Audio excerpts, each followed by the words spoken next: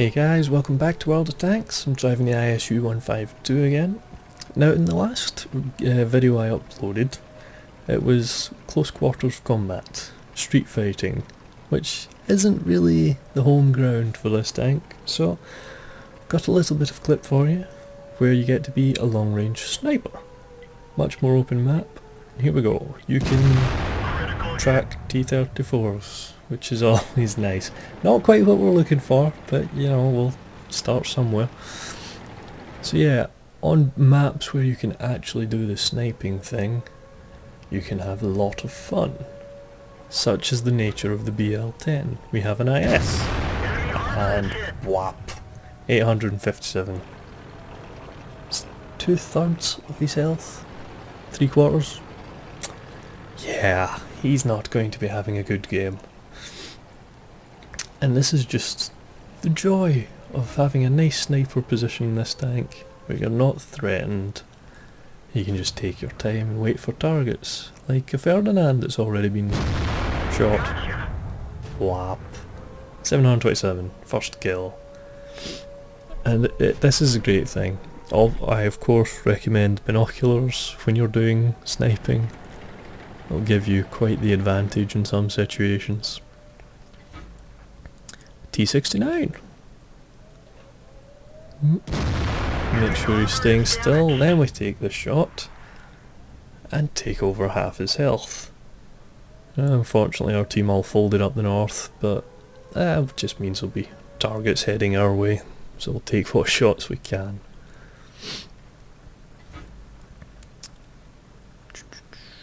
And any moment now we have the other T-69. Take your time. There we go, ammo rack. But John, I hear you ask, what if someone flanks you and takes your tracks off? Well, that's why we carry repair kits. You get those tracks repaired, you spin round, you shoot them in the face. And then get killed anyway. But you know, yeah, never mind. Let's get this show on the road. So let's jump into a full game here, guys. This is on the map Live Oaks, and it's just a standard battle, T-rate max, so nothing too formidable.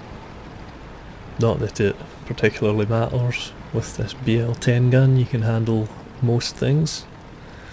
So I'm just going to head south of this little field that we start at, into this line of bushes, because it's not the best town fighting tank, this thing. And I'm not too keen on heading south at the moment. There seems to be quite a few guys going that way. So I like to come to these bushes, sit here, you've got your camo and your binoculars, so you're covered from enemies. You can catch scouts coming along the side of the lake, and you can also pick off some guys across the lake once somebody spots them, if your binoculars don't manage to pick them up. So we get an AMX M445, our first target, and that shot just went low into the terrain. It's a bit unfortunate. Nope, got more targets popping up. AMX is finished, can't get the Panther because he's behind that house, but we've got a T-32, so it's all good. And he just reverses as we fire. That was my fault. If I just paid attention, it was right at that moment of him moving and me firing. Maybe could have picked up on that a bit better. But yeah, we've got no more targets that we can see. They're on the minimap, but we don't have the view range from here. So we'll have a look. We've got an Indian Panzer on our right. Let's see if we can pick him off. Behind a house at the moment, but we'll see if we can get him in the gap. And unfortunately we can't. It seems there's enough debris and things in the way. So since we've got no more targets, we'll just keep an eye on him then out. Oh, we had a gap there, we might have been able to get him. And a gap there, but it's too iffy of a shot in my opinion. I'm sure there's plenty of destructible things over there and probably a couple of them in the way. Not the best shot to be taking. But yeah, the way the game's going south kinda looks okay. We've got lots of tanks down there. Town seems to be in a bit of trouble. And I probably... maybe could have had him there, but again, that shot was a bit risky to be taking. It's just all these targets lighting up. And we're going to lose the town, so at this point I'm like, right, it's time to fall back, relocate, get into a more defendable position.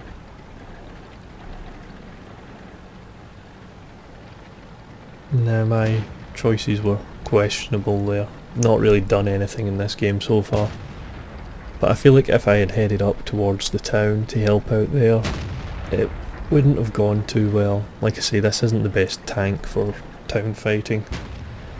Particularly that one where it's not a lot of side streets and things that you can approach from. It's kind of a one-way battle. And they have most of their team up there, so we'll pull back here over the train tracks into this group of bushes. This is a nice location in this map. It's a nice double bush location, if you will, because you can park up in these bushes and you've got the bushes on the other side of the train tracks. So what happens is, when you fire, if you fire through the other set of bushes, you will not be revealed. So you're quite safe. Get an IS-2 heading along on the other side of that ridge. Being very clever. And there we go, an IS-3 and an ARL V39. Now, I prioritised the ARL because it's possible if I shot the IS-3 I wouldn't have killed him, and with the number of tanks I know that are coming, I want to minimise the number of guns that can fire back at us. So, kill the ARL, it's one less gun. Now the IS-3 is definitely low enough we can kill him, we'll pick him off because he's the only other target we've got at that point. Oh, a Tiger P and an IS-2 over there. But we don't really have the best shots in the Tiger P, and the IS-2 is in good cover.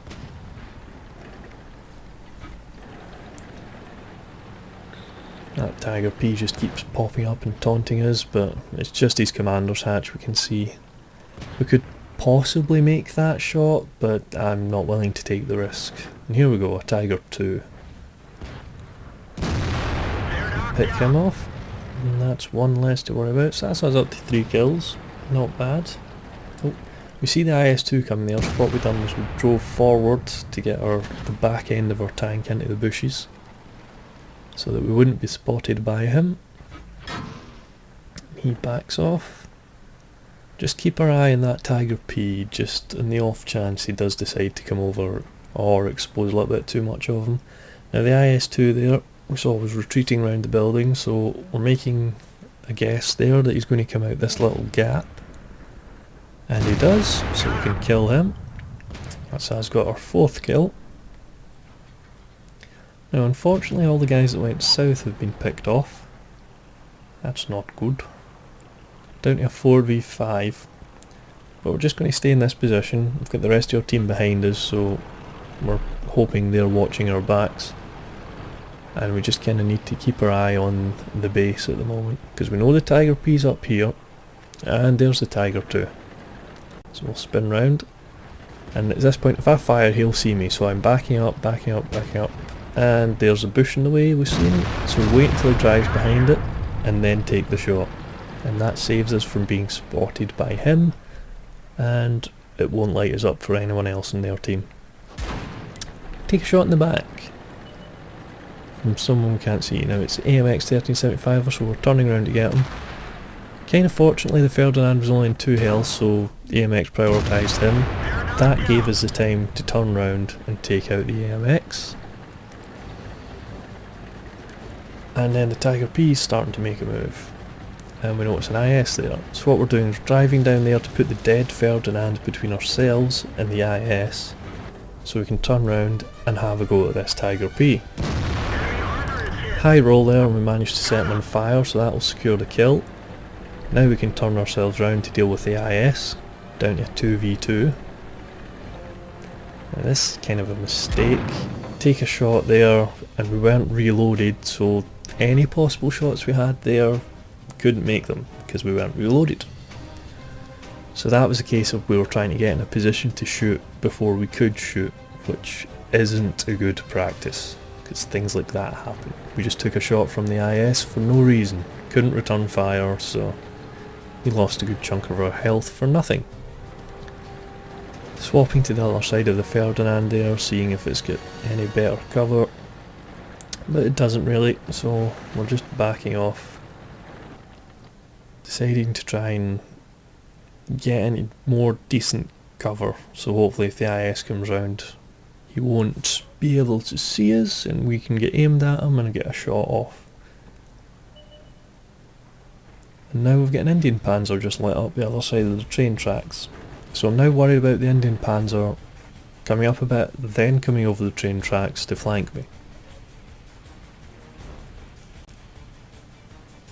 So the decision is, what do we do? I don't like the idea of that, so I'm going to back up further, so that if he does try to do that, he'll hopefully come over at a place where he's still in front of me. But the IS saw us and finished us off. So not too good. I was trying to head back into that cluster of bushes back there, but just couldn't make it. And now it's down to the Tiger P against two of them. Yeah, I think you can guess how this one's going to end. But yeah, that was probably a mistake by me at the end there.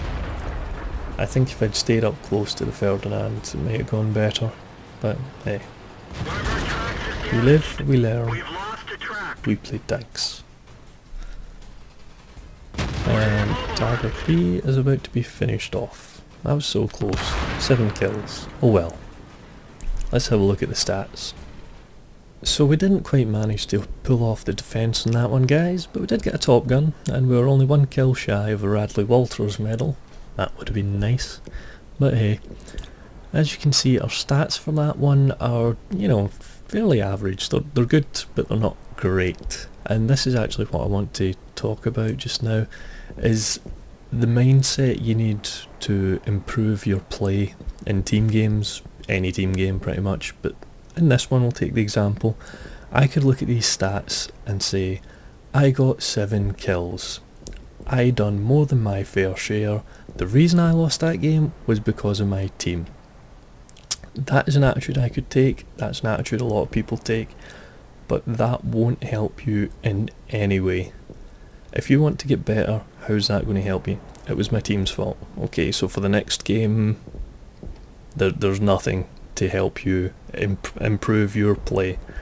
So you need to look at your play and analyse it critically. It may be I lost that because of my team, that may be very true, but you need to look at your play because you can't improve your team's play. You're probably never going to play with these guys again. So you look at your play and you say, what did I do wrong?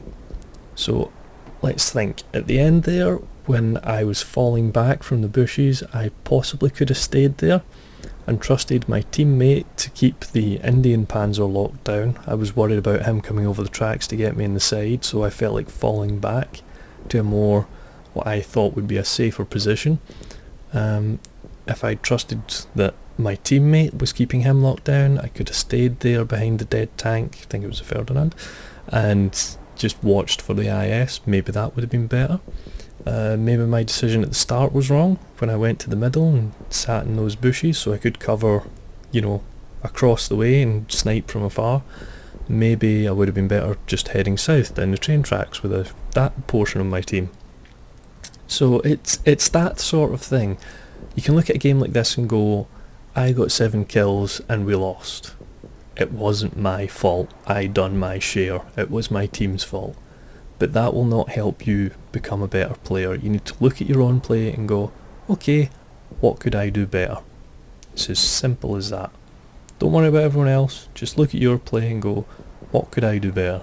If you get 14 kills and you missed the 15th, well, probably a very impressive game and I would quite like to see the replay, so that would be good. But if you get that, look at it and go, what did I do wrong? Is there any possible thing I could improve upon? And that's the attitude you've got to have when you're trying to improve your play, if you want to. If you're just jumping on this for a bit of fun, you don't care, well, you're probably not watching this video, to be honest, but hey. So yeah, thanks for watching, guys. There's your little lesson for today. Like, comment, subscribe for more, it's much appreciated, and I will catch you on the next one. See you guys.